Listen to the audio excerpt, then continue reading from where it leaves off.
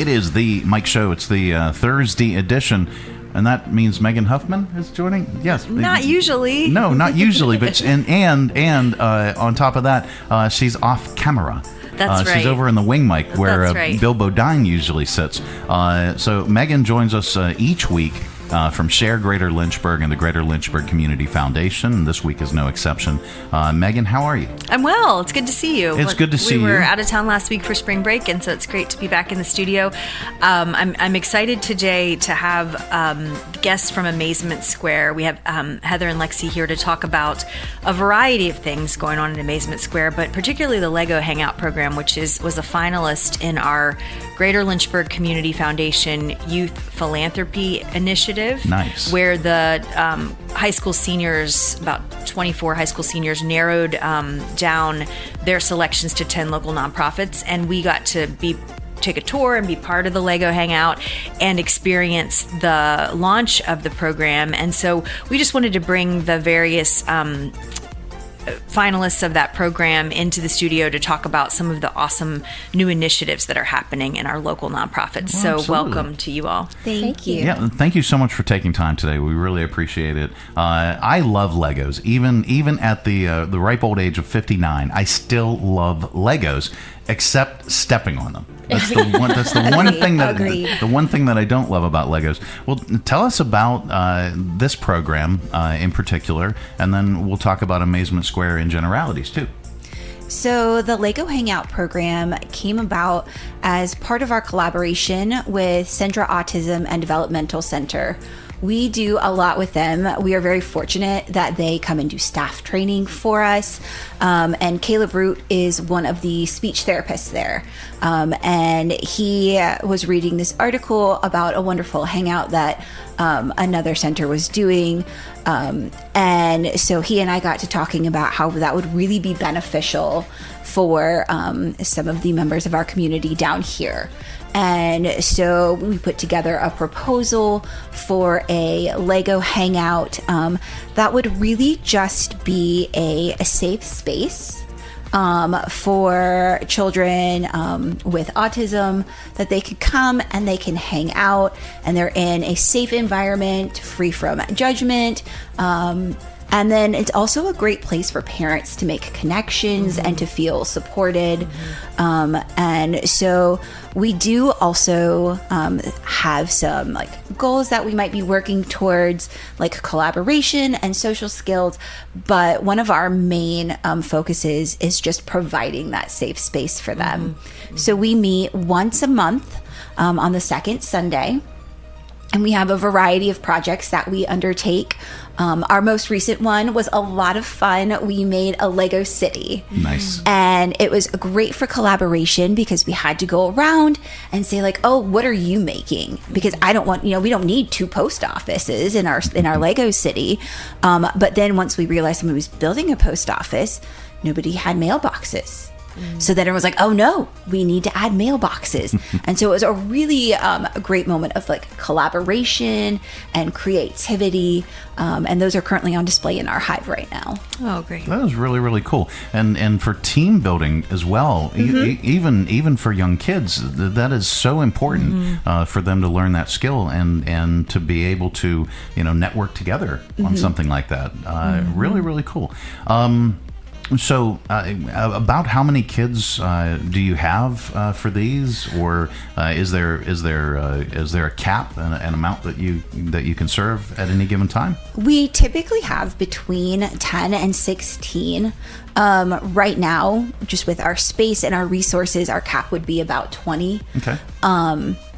We have 2 different options for every Lego Hangout, where you can just free build, or we have the challenge that we're doing. Nice. And something that's been really great to see, our first one was in January, so we just had our April one, is the very first week, I think we had maybe 2 of the kids who participated in the challenge. And everybody else was like, no, I just want a free build.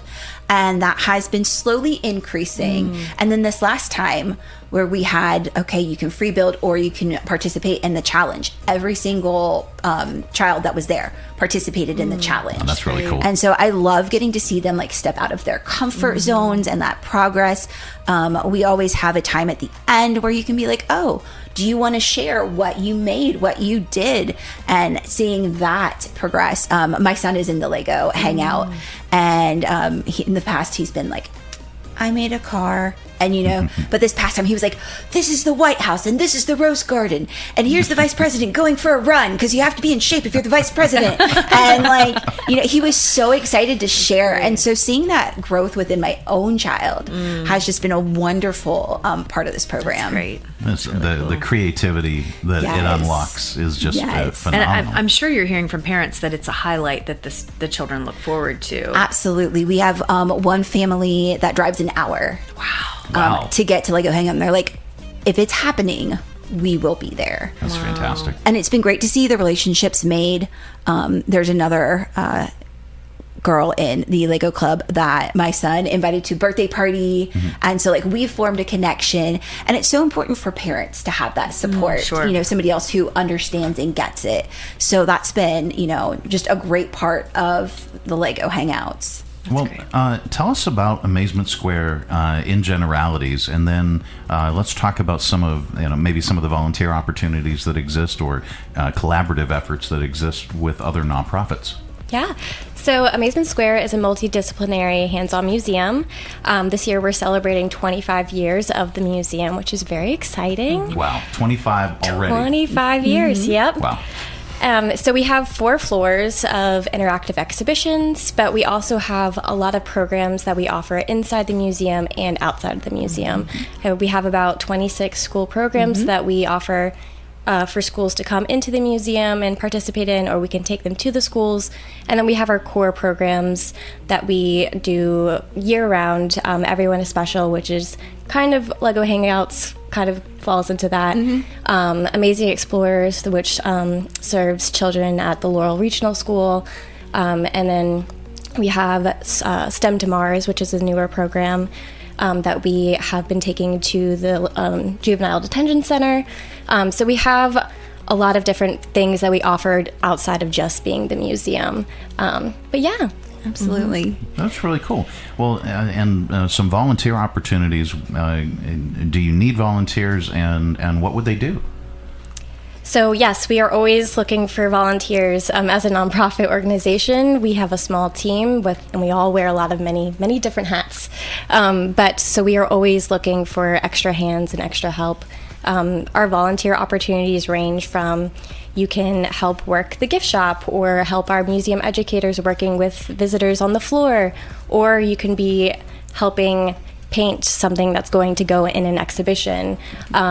There's very different offerings, and we kind of meet you where you are at with volunteering, what are your strong suits, and then we can kind of figure out where you would fit in the organization. Nice.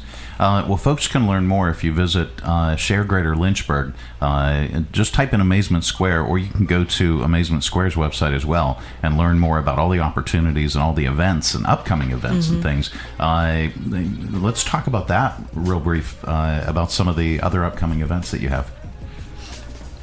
So Lexie mentioned that we have the Amazing Explorers, and as part of that, we have had the opportunity to partner with Longwood. Oh, wow. So Longwood, their art gallery is hosting an art show that is going to feature artwork from Laurel. Nice. So I know that it's a little bit of a drive, but I promise it'll be worth it. That is going to be on display. I believe it opens in June, and then it's going to be on display through September. Oh, wow. So it would be great if you were able to make it out for that. That's one of our events coming up. We do have some themed days coming up. Our next one is in May, when we are going to highlight our Scorpy comics, which if you've been around, you may have seen them, but some people don't know that they exist, and they're amazing. So we want to get that out there for people. And then we have our Summer Spectacular coming up, so we'll feature something different. During the week, it might be a community partner, it might be a science experiment, it might be a demonstration. So we have a lot of exciting things coming up. And of course, in September, our 25th Amazing Mile. Can't believe we've done 25 of those as well. Wow. So that is also coming up, and that's another thing we need volunteers for. Yes. We need a lot of volunteers to make that race happen. So if you're looking for a one-time volunteer opportunity, that's a great one. That's great. Well, if you visit sharegreaterlynchburg.org, you can find all the volunteer opportunities that are going on. You can also, we'll link it up, your website as well as Share's website, and a volunteer link as well, so that folks can learn more. Megan, how are things going with Share and the foundation? Great. We've launched some new programming, like our mentorship program through Share, and that's going really well. We're making matches between 20 mentors and 20 mentees right now to prepare 20 individuals in our community to be new board members. Nice. And so that's going along well. And with the Greater Lynchburg Community Foundation, we are in scholarship season. We're reaching the final deadlines for local high school seniors to submit scholarship applications to their guidance departments. They would connect to the guidance departments, and then apply for the scholarships. We're kind of at the home stretch of that, and then a lot of May is spent handing out those scholarships and celebrating the seniors that are across the region: Appomattox, Amherst, Bedford, Campbell, and the city of Lynchburg. And we are the home to, I think we give out over 100 different scholarships that individuals in our community have generously started in memory or in honor of individuals, or it specifically to support a certain program or initiative in the trades, in the 2-year college or university and graduate programs, you name it. There's really a scholarship that would suit any local high schooler. So we encourage individuals to get in touch with their guidance department and learn more about those. Nice. There's always more information that you share. There's always more information that folks can learn about scholarships, opportunities, grants, volunteer opportunities, and you can learn about those either through the Greater Lynchburg Community Foundation's website, it's lynchburgfoundation.org, or sharegreaterlynchburg.org. There are plenty of opportunities to volunteer, attend events, and you can even shop for these organizations right on the platform. 207. That's right. Nonprofit organizations are now represented on the Share platform. So, and if you're part of a nonprofit and you're not, it's free. So get on there. It is a great resource for our area and for folks to learn more about the things that are going on within our nonprofit world. I will put one more plug in for the United Way Day of Caring. It's coming up in May, and they are still in need of nonprofit projects. Okay. They probably need 100 more spots for volunteers. So it's a unique situation where they have more helpers than they do nonprofit projects right now. And that simply comes down to nonprofits are busy and their leaders are pulled in so many directions, and it just takes a minute to sit down and think, okay, where could we put 10 or 20 or 30 volunteers? So I just encourage, they just reached out again yesterday and said, hey, can you help us get the word out? So of course it'll be in our newsletter and on our social, but any nonprofit that is still seeking anything, it could be a few people or a lot of people, but they're looking for more places to put volunteers. And it could be something as simple as weeding a garden, or painting an office, or moving furniture. These are tasks and things that are happening at our nonprofit partners. that they just maybe don't have the time or the resources to take care of on their own. And Day of Caring is a great opportunity for them to get those things taken care of in one day. Or organizing a closet, the tasks that you really don't want to do. No. you can have these wonderful, enthusiastic people come out and do for you. And they'll take care of it for That's you. right. So maybe I should put in for getting my closet organized. I don't know. I need help. No, I probably don't qualify. But anyway, it is the Mike Show. Thank you so much. Coming up a little bit later on, we have your audio vault.